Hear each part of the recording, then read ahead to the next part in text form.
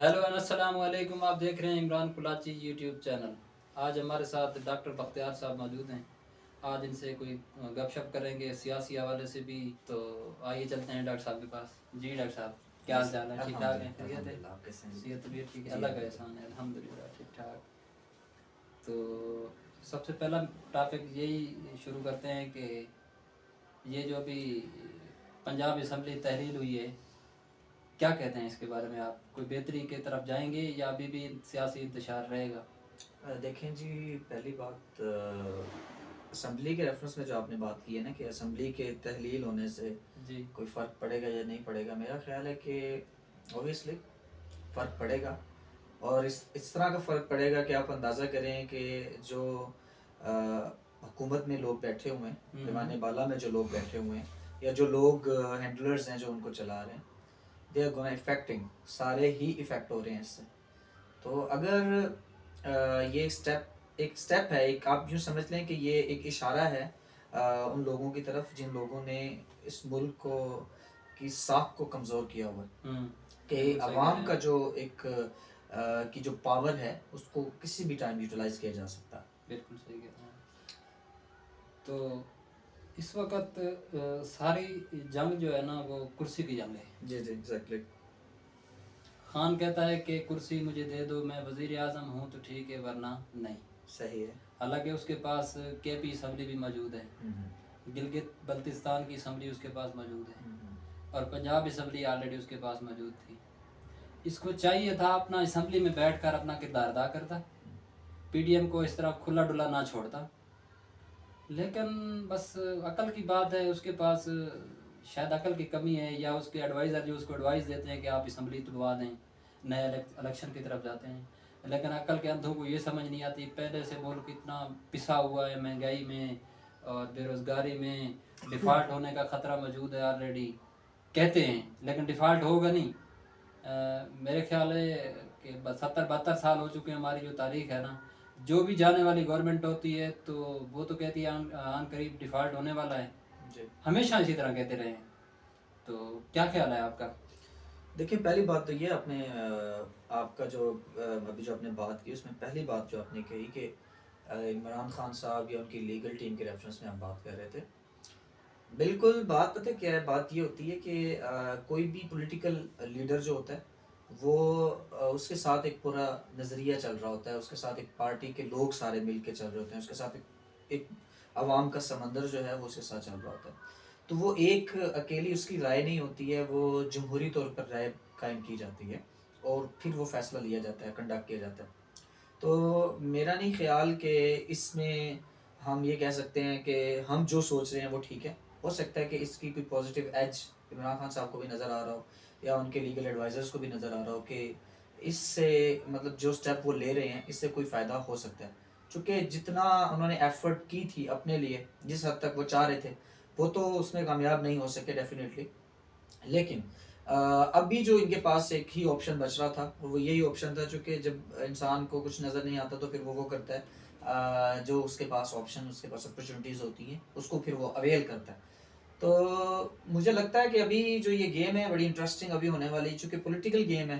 तो political game का हम खुद से कुछ नहीं कह सकते हैं कि किसी में अकल है या नहीं है। बहरहाल ये ज़रूर कहूँगा मैं कि ये एक स्टंट है और मे बी इसमें मज़ीद देख सकते हैं कि कुछ और देखना हमें देखने को सोचने मिलेगा। वाली बात है। आज से कोई 1.5-2 माह हो चुके हैं कि ये असम्बली टूट रही है, ये हो रहा है जी, वो हो रहा है। जब इस्लामाबाद में आया था रावलपिंडी में, अपना इमरान खान जी जी। धरना देकर अपना खिताब किया था, वहीं ये चीज़ें सारी अनाउंस की थी कि मैं असम्बलियाँ तोड़ रहा हूँ। तो उसके बाद किसी ने अवाम के बारे में नहीं सोचा कि महंगाई दिन पर दिन ऊपर जा रही है। आटा देख लें आप कहाँ पहुँच गया है, और आटा की लाइनों में लग लग के लोगों की मौत वाक़ई हो चुकी है। और ख़वातीन बेचारी देखें बेपर्दा हो रही हैं, घर से बाहर निकलती हैं आटा के लिए, शायद इसलिए जाती हैं कि मर्दों को कोई रिस्पांस नहीं मिलता, ट्रक वाले मतलब नहीं देते थे। लोग औरत का एक लिहाज रख कर जो है ना, उसकी रिस्पेक्ट को देख कर उसे जो है ना आटा दे देते हैं। इसी चक्कर में ख़वातीन बेचारी भी ख्वार हो रही हैं। जब उनके घर में आटा नहीं होगा तो आप सोचें क्या होगा।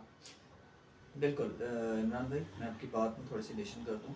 देखिए, हम पाकिस्तान जिस निज़ाम के थ्रू चल रहा है, ये एक्सप्लॉयटेशन का निज़ाम है, इस्तेहसाली निज़ाम है, एक ऐसा निज़ाम जिसमें गरीब के का जो राइट है उसको दबा दिया जाता है, और इस तरह से दबाया जाता है कि गरीब बोलने के काबिल भी नहीं रहता, बिल्कुल ठीक है, सही वो बोल भी नहीं सकता।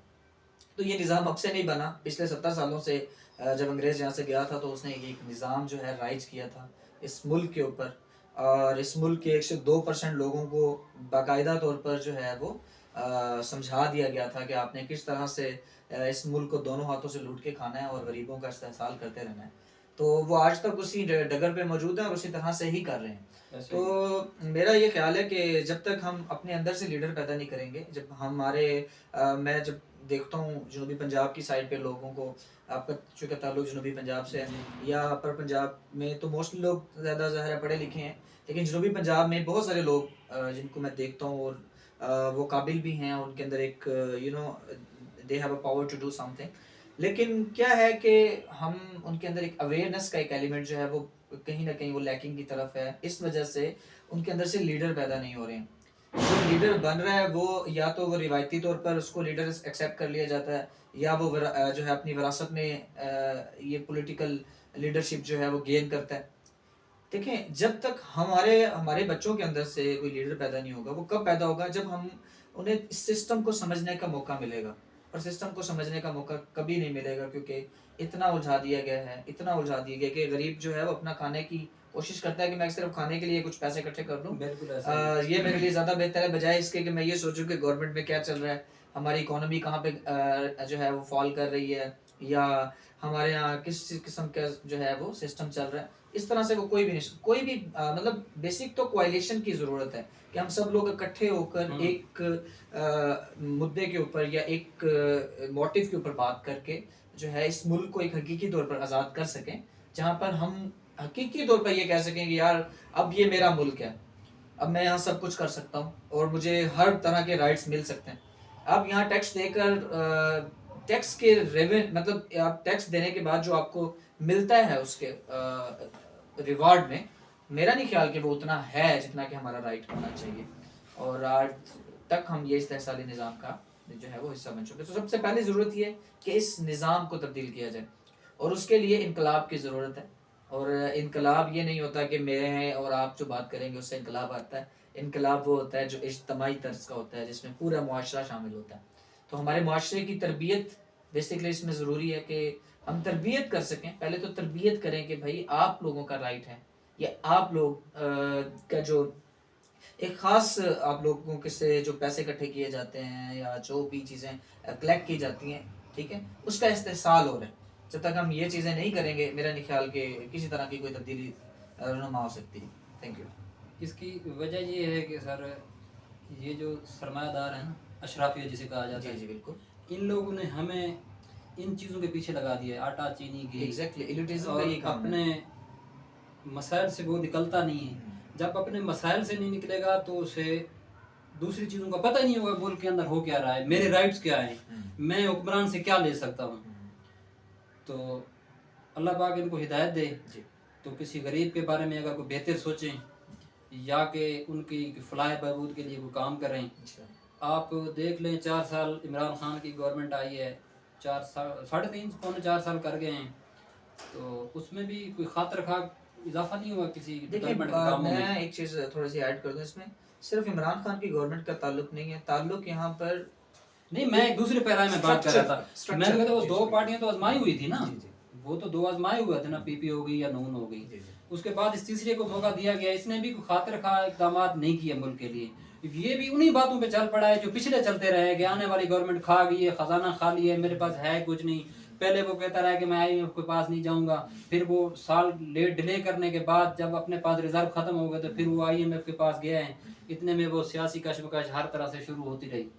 तो मैं इस तरह से बात कर रहा था, मैं कोई वो गलत। जी बिल्कुल, ये तो एक एलिमेंट है हमारे यहाँ। हर नया आने वाला पिछले को यही कहता है कि उसकी वजह से मेरा मसला खराब हुआ है, जी ऐसे ही वो कहते हैं ना कि इमरान खान साहब जब आए थे तो उन्होंने कहा कि नवाज शरीफ की वजह से मेरा मुल्क खराब हुआ है। हाँ। अब जब इमरान खान चले गए तो शहबाज शरीफ कह रहे हैं कि इमरान खान साहब की वजह से मेरा मुल्क खराब हुआ है। तो बेसिक जो मुल्क खराब हो रहा है ना, वो नीयत की वजह से खराब हो रहा है, और उस वजह से खराब हो रहा है कि हम डिलीवर क्या कर रहे हैं। बेसिक तो ये चीज होती है ना कि आपका जो लीडर है उसमें लीडरशिप एबिलिटी भी है या नहीं है, वो वहां पर अपनी सीट पर जहां पर वो विराजमान है, क्या वो उस फराइज को सरअंजाम दे रहा है या नहीं दे रहा।